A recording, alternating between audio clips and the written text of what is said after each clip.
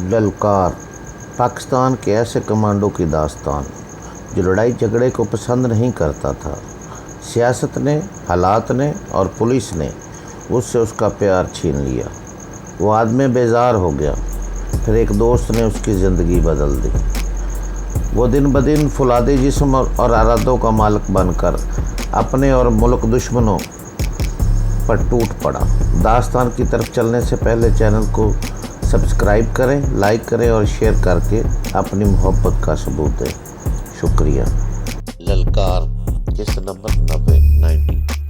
वो मुझ पर निगाहें जमाए हुए बोली, तुम्हें देखती हूँ तो सीना जल उठता है, खुद पर बस नहीं रहता। हालांकि जानती हूँ तुम नादिया की मौत के बराह रास्त कसूरवार नहीं हो। उसका असल मुजरिम तो वही खबीस बाजीगर था।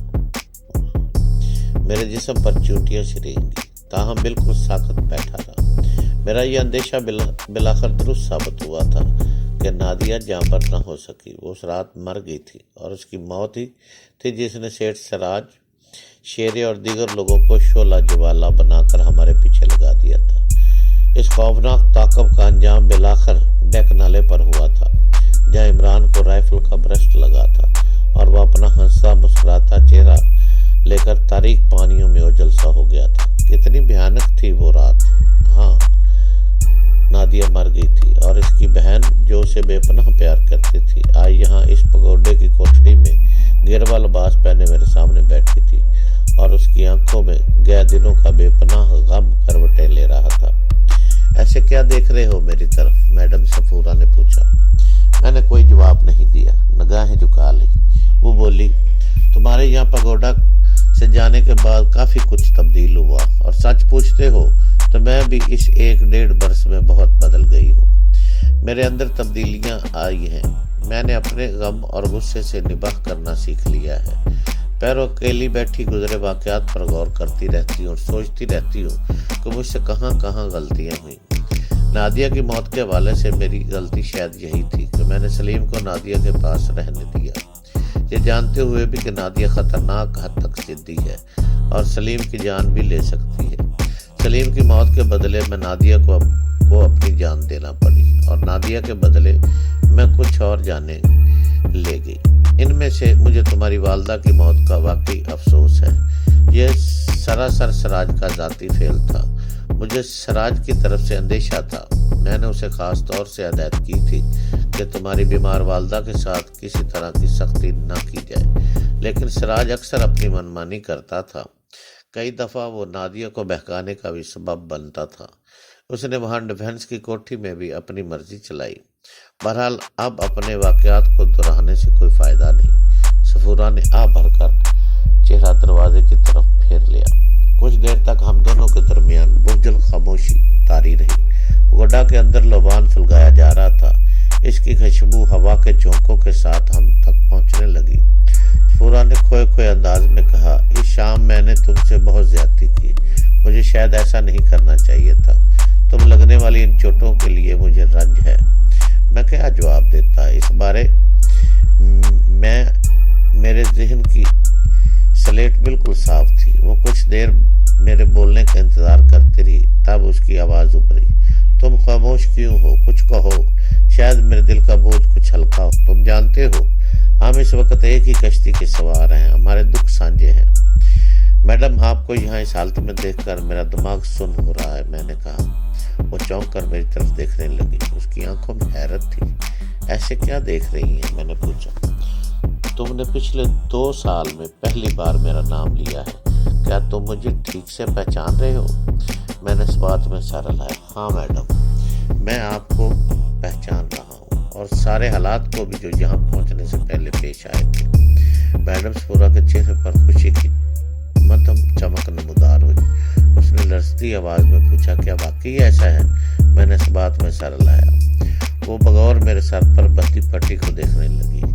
क्या तुम कहीं से गिरे हो? मेरा मतलब है तुम्हारे सर पर भी चोट लगी है। हाँ, कुछ दिन पहले ऐसा हुआ है, मैंने कहा। वो सर हिलाने लगी।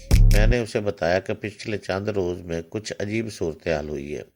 2 साल पहले के सारे हालात मुझे बदतरीक याद आ रहे हैं। मैं आप पूरे वसूख से बता सकता हूँ कि मैं किन हालात में यहाँ पहुँचा।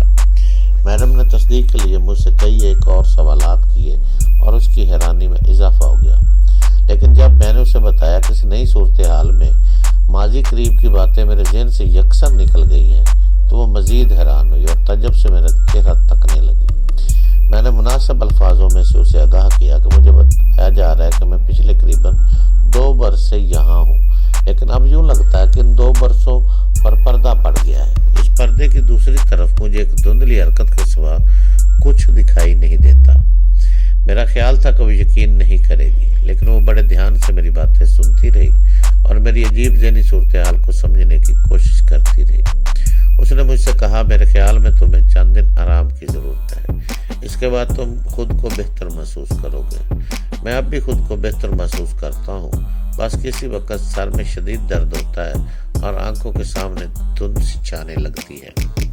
میڈم صفورہ کو دیکھ کر میرے ذہن میں بے شمار سوالات کلبلانے لگے تھے۔ ان سوالات سے کچھ کا تعلق پاکستان میں پیش آنے والے واقعات سے تھا اور کچھ کا یہاں کے حالات سے۔ مجھے ابھی تک صرف یہ معلوم ہوا تھا کہ ہمیں کچھ نامعلوم لوگوں نے بدھا کے مجسمے کی چوری کی پاداش میں پکڑا تھا اور یہاں پہنچایا تھا، اور یہ سب کچھ بطور سزا کیا گیا تھا، مگر اس بارے میں تفصیلاً کچھ بھی میرے علم میں نہیں تھا۔ میں میڈم صفورہ سے یہ سب کچھ پوچھنا چاہتا تھا، خاص طور سے پاکستان اور لاہور کے حالات کے بارے میں جاننا چاہتا تھا۔ وہاں میری بے ہوشی کے فوراً بعد کیا کچھ رونما ہوا تھا، میرا بھائی اور بہن کہاں تھے، اقبال اور عارف پر کیا گزری تھی، اور میرا دوست عمران، وہ یاروں کا یار، وہ جان نثار، وہ خامخوار کیا ہوا تھا، کس تاریکی میں چھپ گیا تھا۔ پتہ نہیں کیوں میں جب بھی عمران کے بارے میں سوچتا، میرے دل کے اندر کہیں گہرائی میں یہ انہونی آس ضرور جاگتی تھی کہ وہ ہر مشکل کو شکست دینے والا شاید اس رات موت کو بھی شکست دینے میں کامیاب رہا ہو۔ 6 بخشو ایک جتھے کی صورت میں پگوڈا سے نکلے، ان کے آگے ایک دیوبند گرو تھا۔ انہیں دیکھ کر میڈم صفورہ اٹھی اور اپنی جگہ سے کھڑی ہو گئی۔ اس نے سرگوشی میں کہا، تمہیں آرام کی شدید ضرورت ہے، میں چھوٹے گرو سے کہوں گی کہ تمہیں کچھ دن تک خدمت سے چھٹی دی جائے۔ میں جانتی ہوں تم مجھ سے بہت کچھ پوچھنا چاہتے ہو، میرے پاس بھی تمہارے اور سلطانہ کے لیے بہت سے سوالات ہیں، لیکن اس بات چیت کے لیے ہمیں تھوڑا انتظار کرنا پڑے گا۔ میں چلتی ہوں۔ اٹھ کھڑی ہوئی، اس نے محتاط نظروں سے بخشوؤں کے جتھے کی طرف دیکھا، پھر پگوڈا کے مرمری آتے میں مرونی دیوار کے ساتھ ساتھ چلتی اونٹ کی عمارت کی طرف نکل گئی۔ میں دیوار سے ٹیک لگائے بیٹھا رہ گیا۔ نادیہ کی صورت نگاہوں میں گھومنے لگی۔ میں کل اس کوٹری میں داخل ہوا تھا تو سوچ بھی نہیں سکتا تھا کہ یہاں چند گھنٹے بعد میڈم صفورہ سے میری ملاقات ہوگی اور اس کی زبانی مجھے نادیہ کی موت کی خبر ملے گی۔ حالات بڑی تیزی سے رونما ہو رہے تھے۔ نادیہ کو میں نے آخری بار اسپتال کے ICU میں دیکھا تھا، اسے آکسیجن لگی ہوئی تھی، وہ سفید بستر پر سیدھی لیٹی تھی۔ اس وقت وہ کروڑ پتی میڈم صفورہ کی لاڈلی بہن نہیں تھی، نہ ہی اس کے جسم میں بجلیاں کودتی تھی اور نہ ہی اس کی آنکھوں میں دعوے کے لشکارے تھے۔ وہ صرف ایک مریضہ تھی، دھیرے دھیرے موت کی طرف سرکتی ہوئی، اپنے انجام کی طرف بڑھتی ہوئی، اور آج مجھے معلوم ہوا تھا کہ وہ اپنے انجام تک پہنچ گئی ہے۔ وہ مردوں کو شکار کرتی تھی، لیکن اس نے جس آخری مرد کو شکار کرنا چاہا وہ اپنی فطرت میں انوکھا تھا۔ وہ اس کی حریص آنکھوں کو ہمیشہ کے لیے بجھا گیا اور شاید خود بھی بجھ گیا تھا۔ بخشو اور ان کا گرو ننگے پاؤں چلتے میرے پاس آئے۔ گرو نے اپنی سوجی آنکھوں سے مجھے سر تپا دیکھ پورا، پھر باری بر کم آواز میں بولا، سیڑھیوں پر چلو۔ میری سمجھ میں نہیں آیا وہ کیا کہہ رہا ہے۔ میں اپنی جگہ کھڑا رہا۔ ایک چیلا کرخت آواز میں بولا، سنتے نہیں گرو جی کیا کہاوت ہے۔ اس کے ساتھ ہی اس نے مجھے ایک طرف دھکیلا۔ میں سمجھ گیا کہ مجھے اس خاص سمت کی طرف جانے کو کہا جا رہا ہے۔ میں نے ان لوگوں کے تیور دیکھے اور چل پڑا۔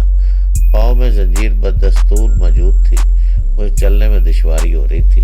میں مشکل 1.5-2 فٹ کا قدم ہی اٹھایا رہا تھا۔ وہ سب میرے پیچھے پیچھے چلتے گئے۔ جلدی ہم پگوڈا کی سفید سیڑھیوں پر پہنچ گئے۔ یہ تقریباً 40 سیڑھیاں تھیں جو پگوڈا کے سیر سے نیچے اترتی تھی۔ ان سیڑھیوں پر کئی بھیک منگے بیٹھے تھے اور آتے جاتے زائرین سے خرائط وصول کر رہے تھے۔ مالائیں، پھول اور تبرکات بیچنے والے دیگر افراد بھی یہاں موجود تھے۔ مجھے دیکھ کر بہت سے لوگوں کے چہروں پر دلچسپی کے آثار نمودار ہوئے۔ مجھے لگا جیسے میرے ساتھ کوئی تماشا ہونے والا ہے۔ پھر ایک دم مجھے چوہان کی کہی ہوئی بات یاد آئی۔ اس نے بتایا تھا کہ مجھے اور چوری کے دیگر مجرموں کو سزا کے طور پر بلا ناگہ پگوڈا کی سیڑھیوں پر لٹایا جاتا ہے اور انہیں بیض مارے جاتے ہیں۔ یہ ایک طرح سے گناہوں کو دھونے کا عمل بدھا کے پیروکاروں کا خیال ہے کہ اس عمل سے چوری کا ارتکاب کرنے والوں کو جو جسمانی تکلیف پہنچے گی وہ انہیں پوتر ہونے میں مدد دے گی۔ مجھے پگوڈا کی سیڑھیوں پر عہدہ لٹا دیا گیا۔ میری پشت سے قمیض اٹھا دی گئی۔ درجنوں نگاہیں دیکھ رہی تھی۔ بے عزتی کے احساس سے مجھے پسینہ آ گیا۔ ایک شخص جو بخشو نہیں تھا، ایک لکڑی تھا میں برآمد ہوا۔ یہ بیت کی لکڑی نہیں تھی، جیسا کہ بعد میں معلوم ہوا یہ برگد کی شاخ تھی جسے مقدس تیل میں بھگو دیا گیا تھا۔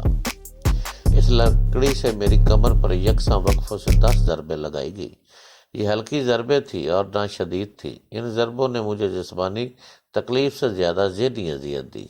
مجھے اٹھا کر پھر خستہ حال کوٹری میں پہنچا دیا گیا۔ میری کمر پر جلن تھی اور زخمی پنڈلیوں پر پیروں سے پھر خون رسنے لگا۔ سر کے زخم بھی لہو کا تھوڑا تھوڑا رساؤ جاری تھا۔ اپنی حالت پر مجھے خود ترس آنے لگا۔ ایک بخشو نے مجھے مرہم پٹی کا کچھ سامان دیا اور بے اتنائی سے منہ موڑ کر واپس چلا گیا۔ کچھ دیر بعد ہمیش آ گیا۔ وہ شخص کا رویہ قدر دوستانہ تھا۔ وہ میرے لیے بھی گروا لباس لے کر آیا تھا۔ یہ 2 چادروں پر مشتمل تھا۔